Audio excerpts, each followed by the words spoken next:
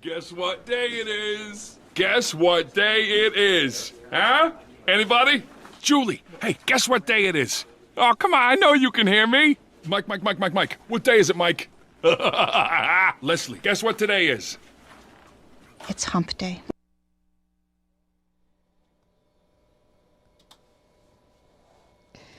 Guess what day it is? I can't hear you. This is Hump Day. Or as we like to say, this is the day the Lord has made. We're going to rejoice and be glad in it.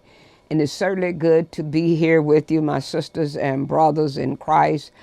I give a shout out to the Indiana campus, Hardin County campus, Louisville campus, Dosca Manor, all those friends and visitors and members who are in state, out of state.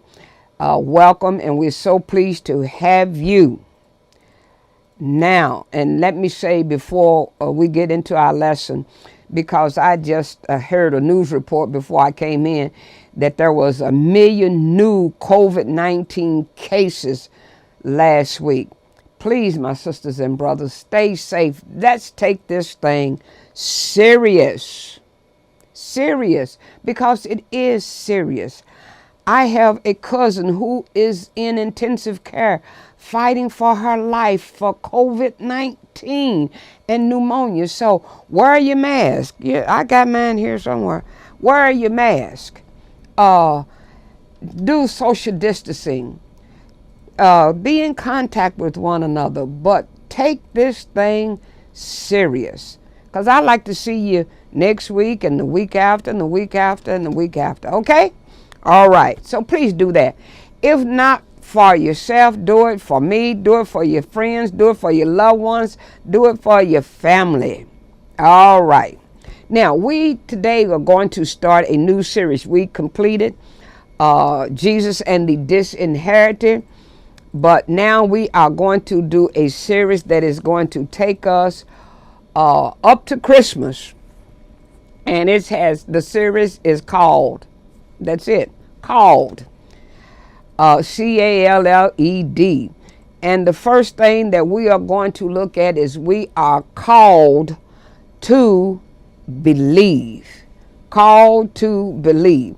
Now, the aim of this lesson, now I want you to consider the story of God's miraculous gift to Zechariah and Elizabeth. Then, after you consider that, reflect on the times we have doubted God and that He has given us an answer to our prayers. You know, because we do. I know you love to say, I know I don't doubt Him, but we doubt God at times and that He has given us an answer to our prayers. Then give thanks for the miracles God has worked in your lives, for the prayer He has answered, and even for the ones He didn't answer. Or so we think He didn't answer. Because there are sometimes we need to go back and thank God He didn't give us what we asked for when we asked for it. All right? So, on a scale of 1 to 10, of course, 10 being outstanding, how would you rate your faith? You know, I marvel at the things and the people that we put our faith in. Because we think nothing of getting in the car, getting on the expressway, going 50, 60, 70 miles an hour, and never think about the car.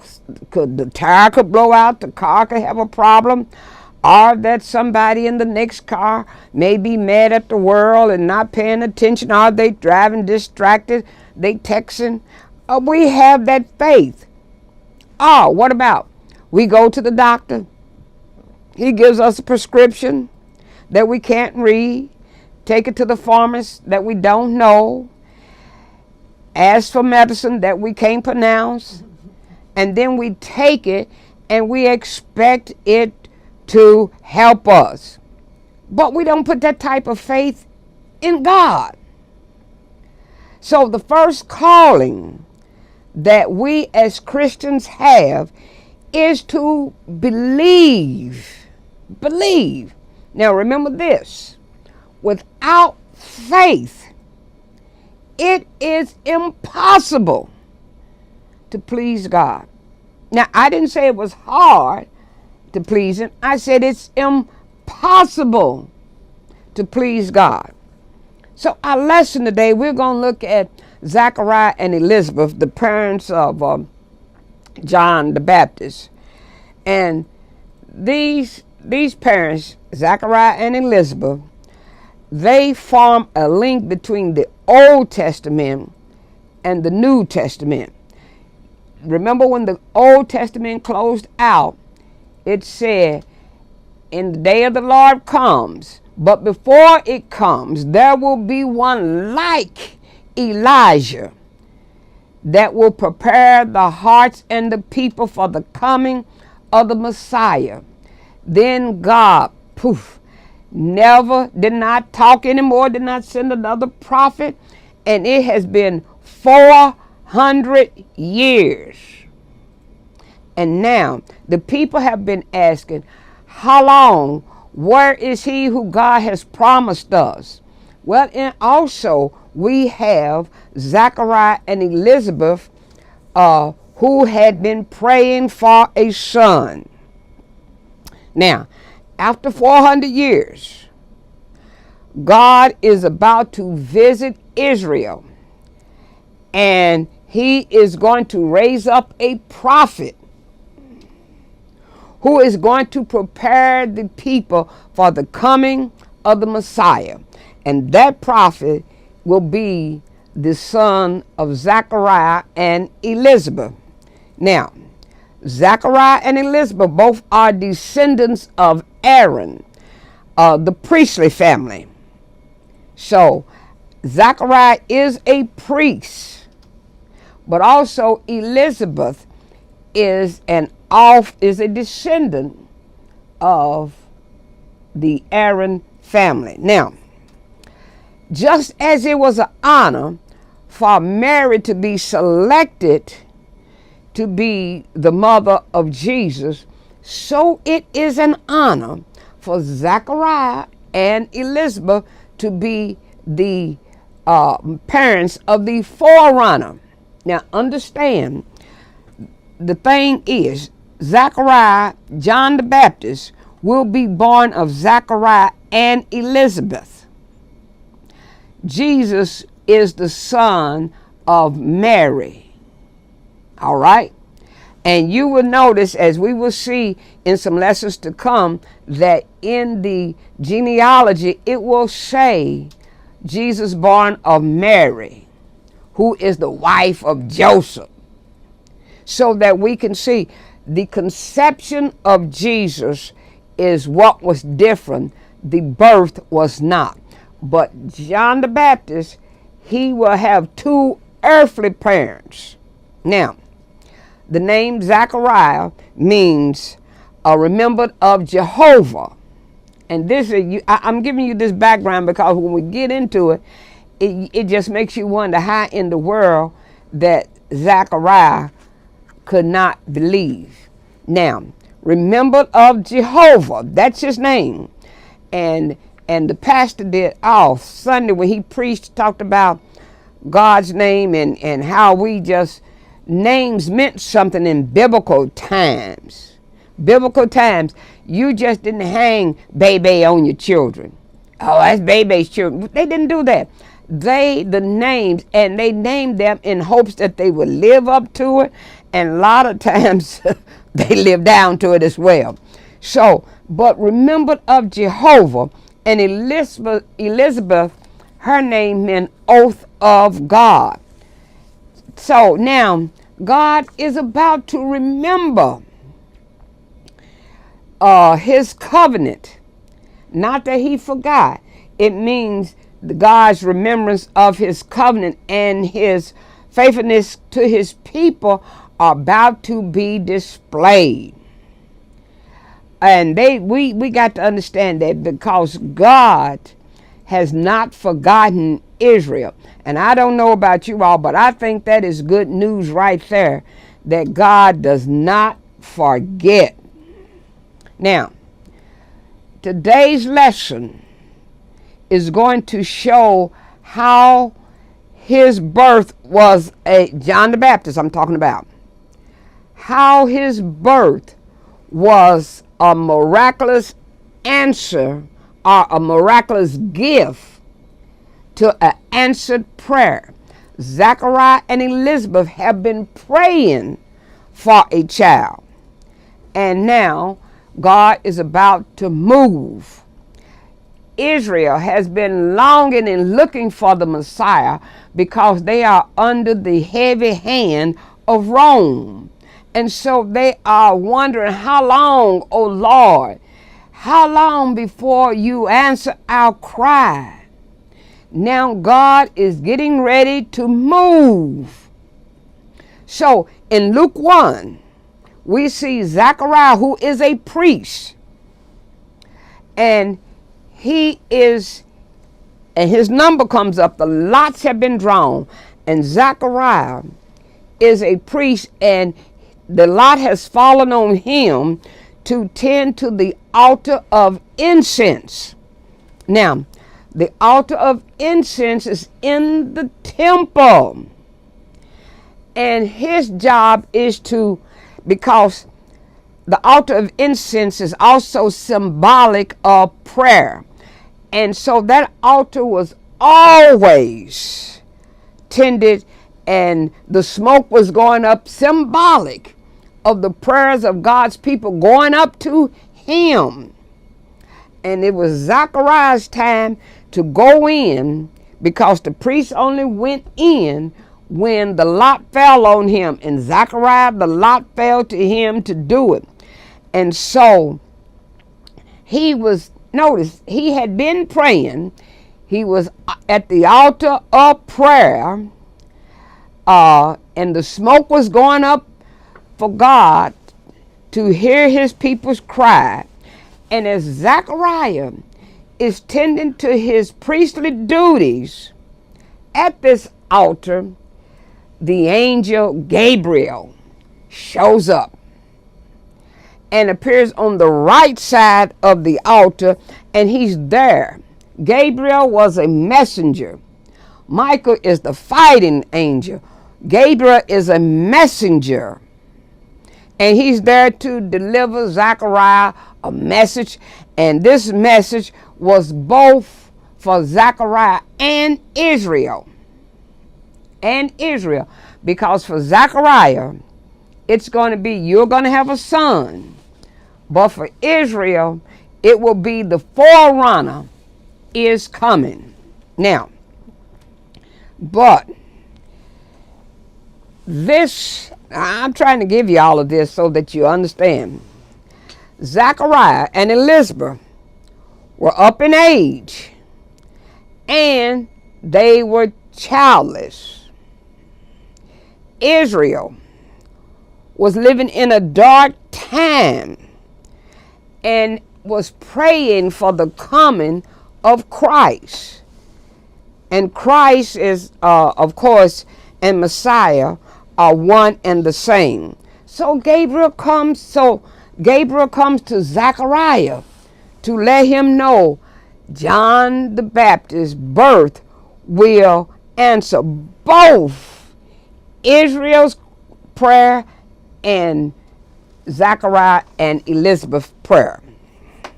So, and before we move on, remember I said this is the series, and it's in the title of it is called.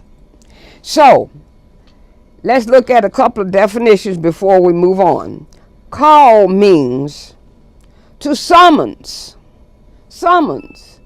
As when I was a child growing up, living on Brackenridge Street, we'd be outside playing, and when it got evening time, my mother or one of the moms will open the door and call by name,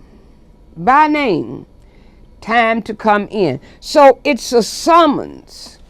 Call can also mean a strong impulse or inclination, such as call to be a teacher, as called to go to this church as a strong impulse teaching. That's called. Now, but also we're going to see the word unbelief. And unbelief means an absence of faith. An absence of faith. And remember, I told you at the beginning, Hebrew 11:6 tells us, but without faith, it is impossible to please God. He that cometh to God must, did you hear what I said? Must believe that he is, and that he is a rewarder of them that diligently seek him. There it is. That's strong. Must believe that he is, and that he is a rewarder. In other words, he is. You must believe that he is, and you must believe that he will answer your prayers. Then there's another word, doubt. And doubt can mean a feeling of uncertainty or lack of conviction, such as we see in Mark 9:24, where the father at once cried out.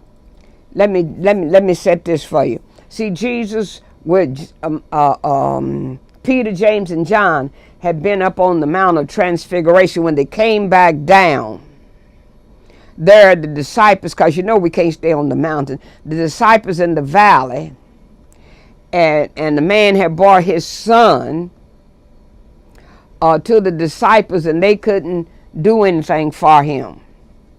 And so when Jesus came down, they asked Jesus, the father asked Jesus, and Jesus said, yes, I believe. And the father said, then help my unbelief. So the father at once cried out, I do have faith, but not enough. Help me have more.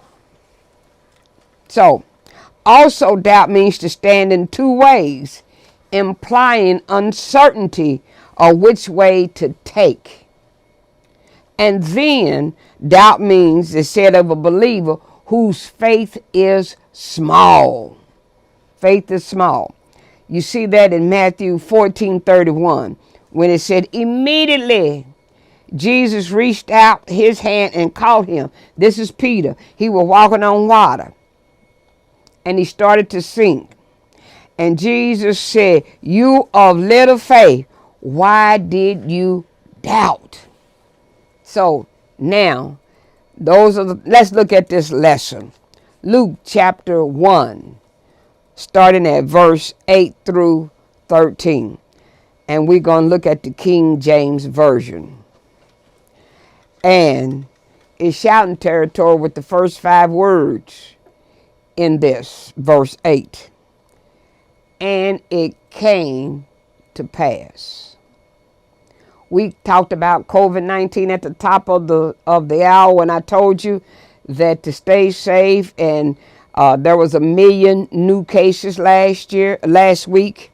Well, guess what? COVID is not here to stay, and it came to pass. It's going to get there.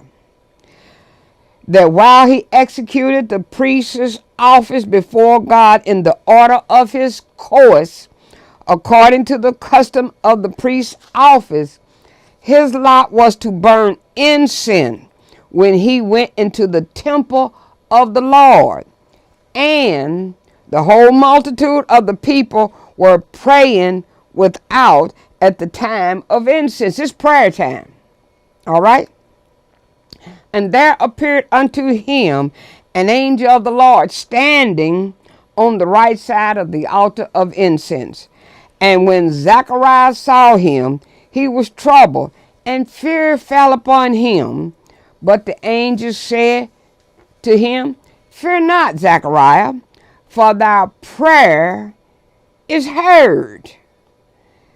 And thy wife Elizabeth shall bear thee a son, and thou shalt call his name John. Now, right there, Zechariah should have been ready to do the boogaloo. He should have been ready to get down and rejoice. But let's look at this. We talk about call to believe. And we are called to believe, number one, that God moves at his own time and his own way. You got to get his own time and his own way. See, there is an hour and a time that God will move, but only at his time and his pace. Now, I had said to you that I have a cousin who is seriously ill, fighting COVID-19 and pneumonia. And we have been praying. She has been in intensive care now for probably about 2 weeks. And we have been praying and praying. And when I talked to her son this morning, and I said to him, he is going to do it, but in his own time and his own way. God has an hour, then he's going to move. It's not our way, his way. Our way and his way are so far. He said as far as the east is from the west. That's how far our ways are. My ways than your ways. My thoughts than your thoughts. So there's a time when he's going to move. Jesus said to her, he talking to his mama in John chapter 2 verse 4. Jesus answered, dear woman, why come to me? My time has not yet come. And many of us, we get ahead of ourselves. Again, when Jesus saw this, John chapter 7 verse 30, John 7 verse 30, when Jesus saw this, when Jesus said this, they tried to seize him, but no one was able to touch him. Why? Because it was not yet the right time. Oh, God Almighty, does somebody hear me? If you're waiting on him, he has time. And time belongs to God. Now, let me go John chapter 12, verse 27. He said, now I'm very troubled. This is Jesus talking. Should I say, Father, save me from this time? No. I came to this time so I could suffer. Even in our suffering, God is trying to tell us something. Old school song. It said he may not come when you want him, but he's always on time. And I used to think to myself, now how in the world is that so? He may not come when I want him. Well then, why come at all if you don't come when I want you? He don't come at my inclination. But when he gets there, he's on time. He's on time because he is time. So, number one, believe that God moves at his own time and his own way. Number two, believe that he will hear and answer your prayer. Woo! Jesus.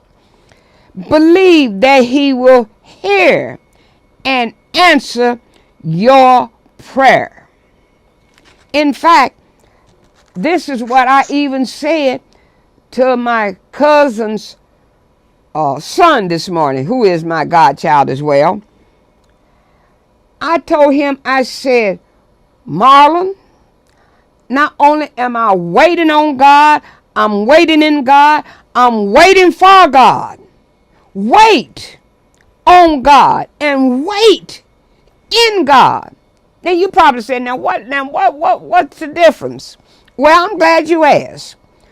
Waiting on God it indicates a continuous action. Just like you wait for a bus or you wait for somebody to pick you up. You're waiting. That's the action. You're waiting for their arrival. So when I wait on God, I'm waiting for him to arrive. Now, that don't mean I sit there like this with my arms folded and I don't do anything.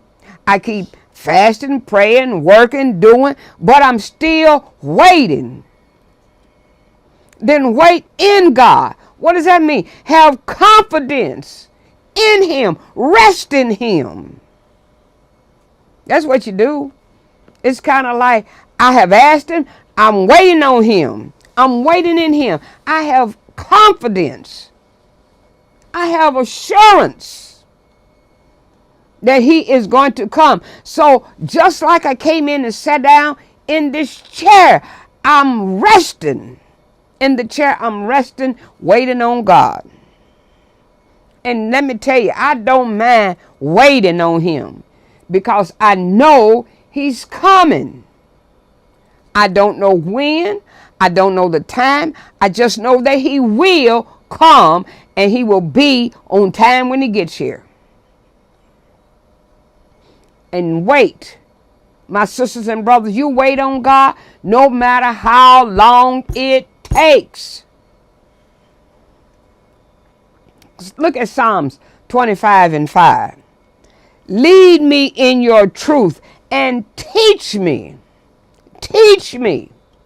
And while we in the waiting period, ask him, he's trying to teach you something. Trying to teach you something. He's just not putting you in a holding pattern just to hold you. He is teaching. For you are the God of my salvation. On you I wait all the day. Might even be trying to teach you patience. Might be teaching, giving you time to learn how to pray. It's a teaching time. Psalms 27:14. I love this one. Love it. Wait on the Lord. Be of good courage, and he will strengthen your heart. Wait, I say, on the Lord. Wait on him. Psalms 62:5. My soul waiteth silently for God alone. That's who I'm waiting on. For God alone. For my expectation is from him. I'm not expecting salvation. I'm not expecting to be rescued from anybody but him, because I trust him. I'm like Paul. Paul said in Acts chapter 26, I believe it is, when they was caught up in the storm and the ship was crumbling all under him, and God sent him a message and he told them, and here's what he said. He said, I believe God. And I believe God. I believe God. Isaiah 40:31, you know that's the one we love. But those who wait on the Lord shall renew their strength. They shall mount up with wings like eagles. They shall run and not be weary. They shall walk and not faint. And faint means give up, give out, give in. Oh, no. But wait on the Lord. Believe that he will hear and answer your prayer. Let's go back to the Luke chapter 1, verse 18 through 22. And Zechariah said unto the angel, whereby shall I know this? For I am an old man, and my wife well stricken in years. And the angel answering said to him, I am Gabriel, that stand in the presence of God, and am sent to speak unto thee, and to show thee these glad tidings. Now, let me say this. Next week, our lesson is going to be about Mary. And Mary asked a question too. because Gabriel be 6 months after Gabriel has appeared to Zechariah. He's going to appear to Mary. She has a question. And Gabriel's reaction is different. You'll see it next week. But what's the difference? Because here, Zechariah is doubting God and his word. And the angels answering said unto him, I am Gabriel. You can almost see him getting a little huff and getting like, I'm Gabriel. You don't know who you talking to, Zach. I'm Gabriel. I stand in the presence of God and am sent. He sent me to speak unto thee and to show thee these glad tidings. And let me tell you something. Zach says you don't want to hear me. You don't want to believe it. And behold, thou shalt be dumb and not able to speak until the day that these things shall be performed, because thou believest not my words, which shall be fulfilled. There it is. In their season. You know what that means? In their time. Tell you, God's got a time. There's a time and a purpose for every season under the sun. And the people waited for Zechariah and marveled that he tarried so long in the temple. And when he came out, he could not speak unto them. And they perceived that he had seen a vision in the temple, for he beckoned unto them and remained speechless. In other words, he was trying to tell them what he saw. They didn't know what he was saying. He couldn't talk. So, but let me say this. This is a biggie. You need to get this one. You need to get this one. I told you, believe that God moves at his own time and his own way. Believe that he will hear and answer your prayer. This third one, believe me, that people of faith will experience doubt. Oh yeah, I know. I grew up in the church, old school church, you know. Whenever they call for the brotherhood to sing, they would get up out of their seats and they would start singing, you can't make me doubt him. And I used to laugh to myself because Satan is saying, yeah, you keep on saying it, but you come out here, I'll make you doubt him. So don't act like that we don't doubt at times, because we have. But doubt is not unbelief. Unbelief is lacking faith. But doubt is a feeling of uncertainty or somehow or another a lack of conviction. Well, did I get that thing right? Standing in two ways and I don't know which way. You remember Elijah. He said to the people on Mount Carmel, how long halt ye between these two opinions? You standing. So there are times we come in stand in two ways and we don't know whether to go left or go right. And I give you that we all have moments of doubt. And there are some of the saints, great saints. Abraham, he doubted as to the inheritance of Canaan. Genesis, and if you don't have the lesson in front of you, write it down. Abraham, Genesis 15:8. But Abraham said, Sovereign Lord, how can I know that I will gain possession of it? He doubted. How am I going to know this? What do I do? Gideon. Put down Judges 6 and 17. He kind of doubted about his victory over the Midians. Gideon replied, if now I have found favor in your eyes, give me a sign that it's really you talking to me. I don't want to be talking to somebody that lead me astray. John the Baptist, as to the messiahship of Jesus, Matthew 11 and 3. And John was in prison. And when you're in prison, in darkness, in isolation, confinement, sometimes doubt has a way of creeping in. And John sent his disciples, and they said to Jesus, are you the one who is to come, or should we expect someone else? Are you he? because I've gone to prison now. Are you the one?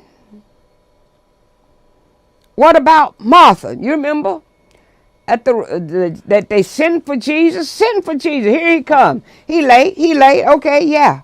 He late, but he had a reason to be late. Why? It wasn't his time.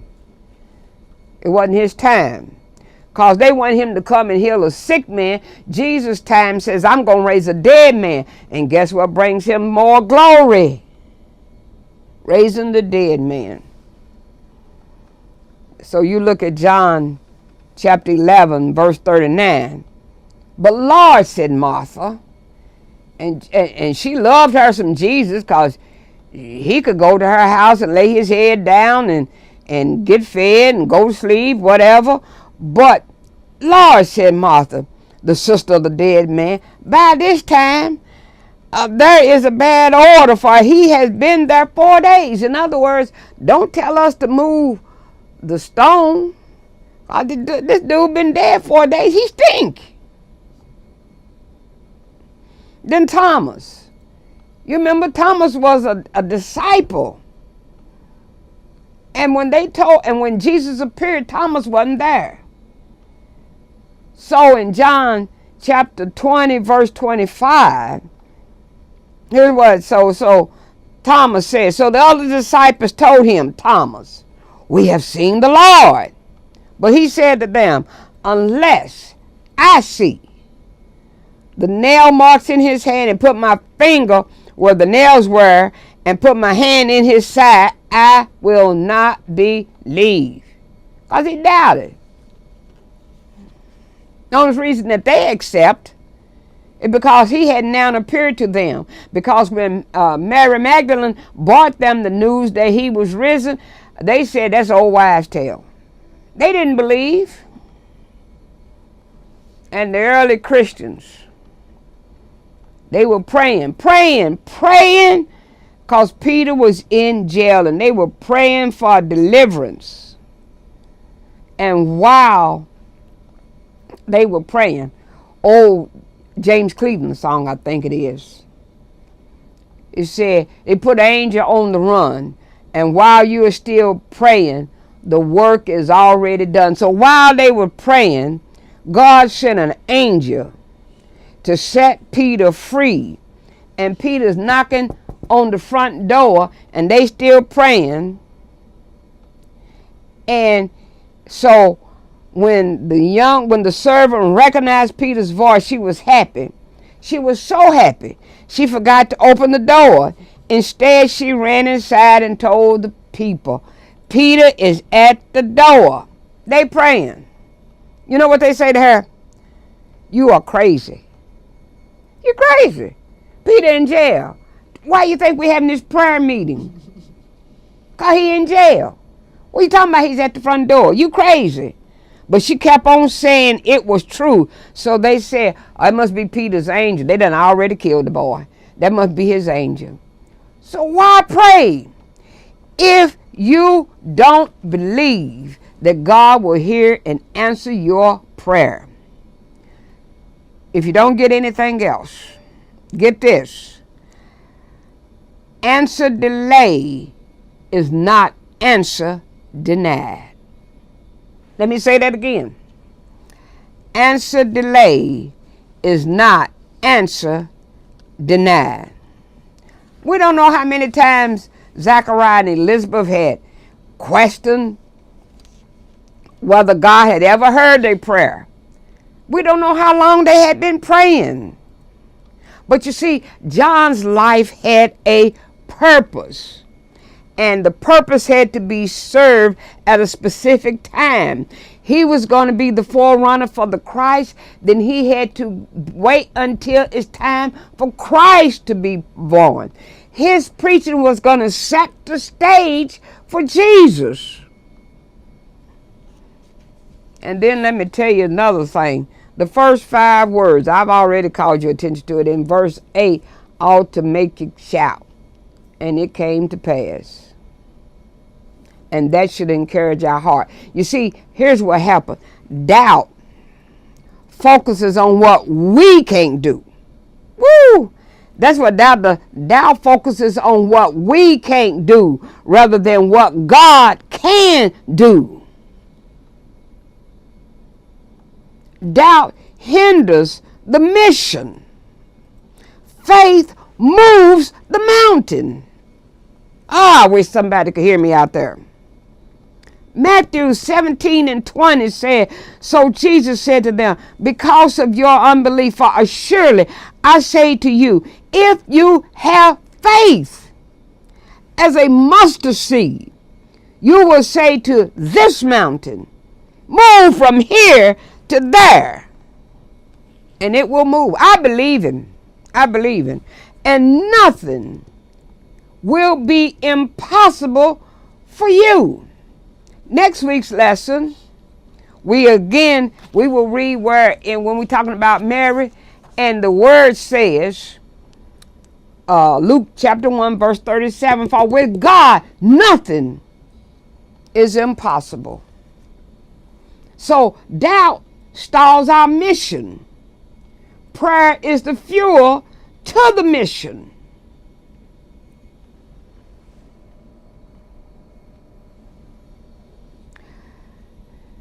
Habakkuk 2:4. Behold the proud. His soul is not upright in him, but the just shall live by his faith. Luke 18:1. Then Jesus told his disciples a parable to show them that they should always pray and not give up. Matthew 21:22. If you believe, you will receive whatever you ask for in prayer, according to God's will.